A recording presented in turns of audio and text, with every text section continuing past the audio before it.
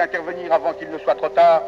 Il faut qu'il y ait une conscience, quelque part, qui sonne l'alerte pour les opinions nationales menacées de cette gangrène progressive. Une conscience, quelque part, qui leur montre le péril d'une juridiction internationale au sein du Conseil de l'Europe.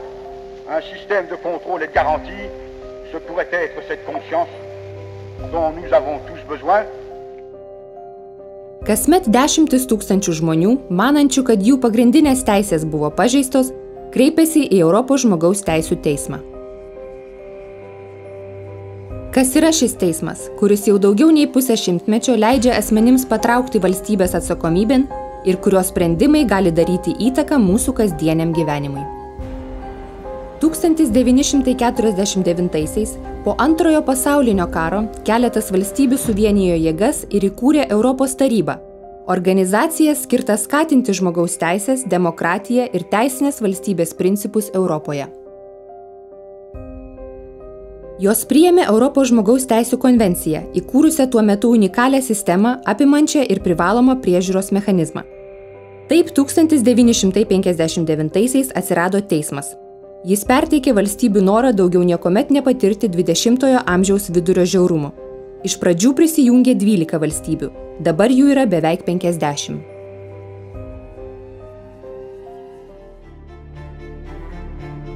Teismo būstinė įsikūrusi Strasbūre, žmogaus teisių pastate.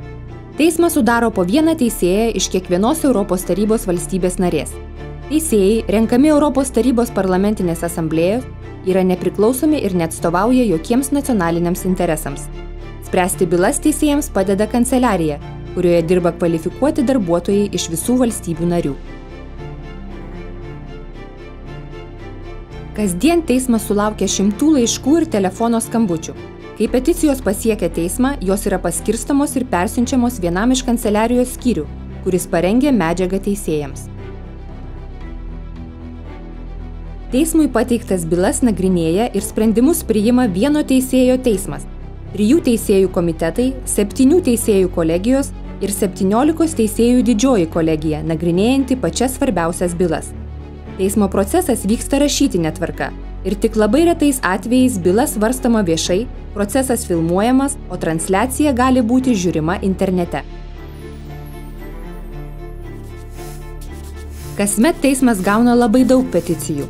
Visgi dauguma yra atmetama jau svarstant jų priimtinumą, nes netitinka kreipimosi į teismą kriterijų, pavyzdžiui dėl to, kad pareiškėjai pirmiausia su skundais nesikreipė į nacionalinius teismus.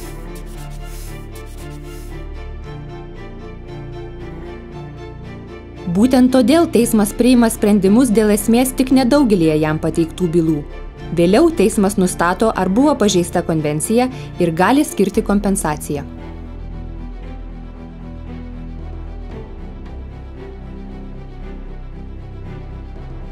Nuo įkūrimo teismas jau išsprendė šimtus tūkstančių bylų. Šis skaičius neturėtų nieko stebinti, turint omenyje, kad asmenų, kurie patenka į sistemos apsaugos zoną, skaičius viršyje 820 milijonų. Kartu tai yra potencialių pareiškėjų gyvenančių valstybėse prisiėmusiose pareigą laikytis konvencijos nuostatų skaičius. Iš tiesų potencialių pareiškėjų yra netgi daugiau. Neeuropiečiai, nesvarbu, jie yra pabėgėliai ar kiti asmenys priklausantis valstybės narės jurisdikcijai, taip pat yra saugomi. Pavyzdžiui, teismas pripažino, kad konvencija buvo pažeista byloje, kurioje Italija prievarta išsiuntė Somalio ir Eritrėjos piliečius į Libiją, iš kurios jie pasiekė Europą. Teismas nusprendė, kad jie būtų galėję patirti nežmonišką elgesį, jei būtų buvę grąžinti į valstybės, iš kurių yra kilę. Išimtiniais atvejais konvencijos taikymo sritis gali būti išplėsta ir už Europos ribų. Teismas nusprendė, kad Didžioji Britanija pažeidė konvencijos nuostatas, kai šios valstybės pajėgoms Irake vykdant saugumo operacijas žuvo civiliai. Teismas taip pat nusprendė, kad Didžioji Britanija, būdama okupacinė valdžia atsakinga už saugumo palaikymą regione, turėjo atlikti išsamų civilių mirčių, prie kurių prisidėjo britų kariai, tyrimą. Taigi, valstybė gali būti laikoma atsakinga už įvykius atsitikusius už jos teritorijos ribų. Valstybė taip pat gali būti laikoma atsakinga už jos jurisdikcijai priskiriamus kitos valstybės atliktus veiksmus, jei apie juos žinojo. Būtent taip įvyko su buvusia Jugoslavijos Respublika Makedonija. Buvo pripažinta, kad ji pažeidė konvencijos nuostatas, nes asmuo įtariamas terorizmu buvo kankinamas jos teritorijoje. Nors kankinimą vykdė CŽV agentai, jie tai darė suinteresuotos valstybės pareigūnų akivaizdoje. Konvencija gina daug įvairių teisių. Pati svarbiausia yra teisė į gyvybę, todėl mirties bausmė nebėra taikoma jokioje Europos tarybos valstybėje narėje. Kai kuriuose bylose nagrinėjamas elgesys su asmenimis esančiais konfliktų zonose.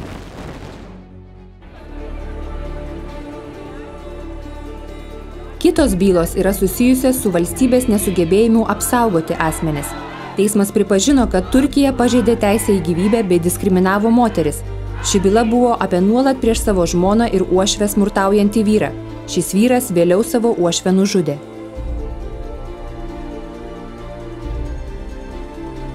Teismas taip pat turėjo spręsti sudėtingą klausimą dėl gyvybės nutraukimo.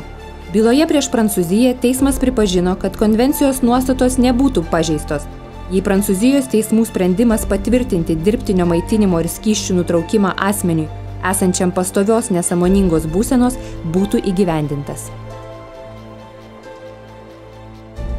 Dar viena pagrindinė teisė yra kankinimo, nežmoniško ar orumą žeminančio elgesio draudimas. Graikija buvo pripažinta atsakinga už nelegalaus imigrantų iš Turkijos kankinimą. Vyro valtį sustabdė Graikijos jūrų sienos apsaugos pareigūnai, šiam bandant pasiekti Italiją.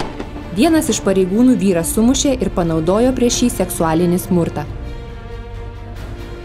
Daugelėje kitų bylų prieš įvairias valstybės teismas yra nustatęs problemų susijusių su kalėjimų perpildymu, nežmoniškomis ir orumą žeminančiomis sulaikymo sąlygomis. Tačiau dauguma teismui pateiktų bylų yra susijusios su teise į teisingą teismą ir ypač su proceso nacionaliniuose teismuose trukme. Teismas yra gavęs tūkstančius peticijų iš asmenų, kurie kai kuriais atvejais galutinio teismo sprendimo savo valstybėje laukė daugiau nei 20 metų. Taip pat yra labai daug bylų dėl galutinių teismų sprendimų nevykdymo. Pavyzdžiui, Anatolijus Burdovas, kuris dirbo Černobylio branduolinės elektrinės teritorijoje po avarijos, turėjo laukti 4 metus, kol Rusijos valstybinės institucijos sumokėjo jam kompensaciją, kurią teismai jam buvo paskyrę dėl patirtų sveikatos sutrikimų. Teismas nusprendė, kad valstybė negali teismo sprendimo nevykdymo pateisinti biudžeto nepakankamumu. Teisės ir laisvės konvencijoje yra suformuluotos bendro pobūdžio teiginiais ir teismas turi jas interpretuoti šiuolaikinės visuomenės kontekste, kad konvencija netaptų atgyvenusiu dokumentu, nepritaikytų šių dienų problemoms. Pavyzdžiui, keliose bylose teismas yra priėmęs sprendimų dėl homoseksualių asmenų diskriminacijos, homoseksualumo draudimo, draudimo homoseksualiems asmenims atlikti karinę tarnybą ar organizuoti Pride eitynes, taip pat dėl civilinės partnerystės. Teismas taip pat yra pasisakęs aplinkosaugos klausimais. Byloje prieš Italiją, kai ši šalis buvo pripažinta pažeidusią konvenciją ir galiausiai turėjo uždaryti pavojingą gamyklą, teismas nustatė, jog valstybės institucijos neinformavo šalia gamyklos gyvenusių žmonių apie jos keliamą pavojų ir apie tai, kaip apsisaugoti įvykus avarijai, nepaisant to, kad gamykloje jau buvo įvykęs ne vienas sprogimas ir buvo nemažai apsinuodijimo atvejų. Teismas taip pat yra priėmęs sprendimų tokiais klausimais, kurių net nebuvo galima įsivaizduoti konvencijos priėmimo metu, pavyzdžiui, bylose susijusiuose su naujomis technologijomis. Vienoje byloje buvo nustatyta, kad Turkija pažeidė konvenciją blokuodama priėjimą prie Google svetainių skelbimo ir priežiūros paslaugos. Teismas nustatė, kad toks prieigos prie interneto ribojimas pažeidė teisę į saviraiškos laisvę. Kai kurios teismo sprendžiamos bylos yra susijusios su politiškai sudėtingais klausimais. Vienas tokių pavyzdžių byla, kurią iškėlė buvusi Ukrainos ministrė pirmininkė Julija Tymošenko. Jai buvo pareikšti kaltinimai dėl piktnaudžiavimo pareigomis. Moteris buvo sulaikyta iki teisminio tyrimo metu. Teismas nustatė, kad Julijos Tymošenkos sulaikymas buvo savavališkas ir neteisėtas. Jo teisėtumas ir pagristumas nebuvo tinkamai peržiūrėtas, o sulaikymą lėmė kitokios priežastys nei jai pareikšti kaltinimai.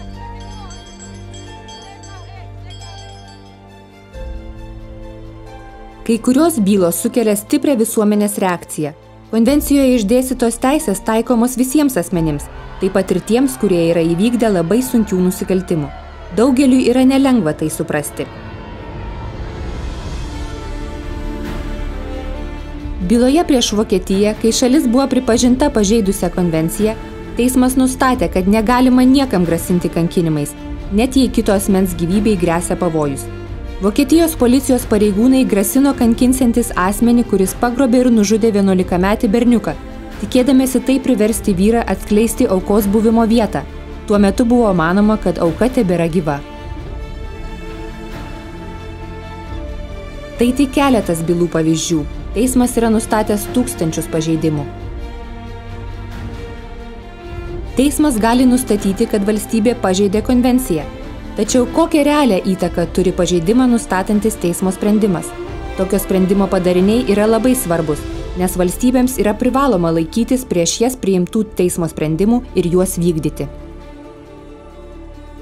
Teismo sprendimų įgyvendinimą bei reikiamų kompensacinių priemonių priėmimą siekiant užkirsti kelią panašiems konvencijos pažeidimams ateityje prižiūri ministrų komitetas, Europos tarybos vykdomasis organas. Šį komitetą sudaro Europos tarybos valstybių narių užsienio reikalų ministrai arba nuolatiniai atstovai. Ministrų komitetas reguliariai renkasi patikrinti, kaip yra įgyvendinami teismo sprendimai. Kiekvieno sprendimo įgyvendinimas yra prižiūrimas iki tol, kol komitetas nusprendžia, ar pažeidimą įvykdžiusi valstybė ėmėsi pakankamų priemonių. Strasbūre priimti sprendimai yra paskatinę daugybę nacionalinės teisės pakeitimų ir padarę įtaką visų gyvenimui. Pavyzdžiui, dėl šių sprendimų buvo atnaujintos baudžiamosios bylos prieš neteisingai nuteistus asmenis, nusavinta nuosavybė grąžinta jos teisėtiems savininkams arba jiems sumokėta kompensacija, uždarytos aplinką teršiančios gamyklos, neteisėtai sulaikyti asmenys paleisti į laisvę. Pastaraisiais metais kelios aukšto lygio konferencijos dėl teismo ateities pabrėžė subsidiarumo principo svarbą. Vadovaujantis šiuo principu, bylos turėtų pasiekti teismą tik tada, kai asmenų pagrindinės teisės nebuvo užtikrintos nacionaliniu lygiu.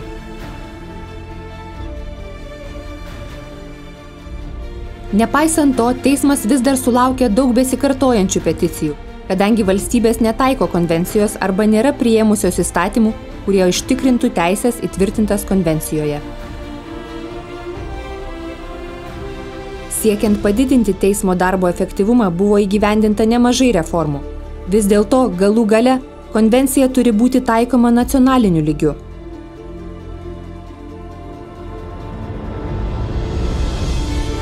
Vyriausybės privalo imtis veiksmų tam, kad jų valstybėse būtų laikomasi konvencijos.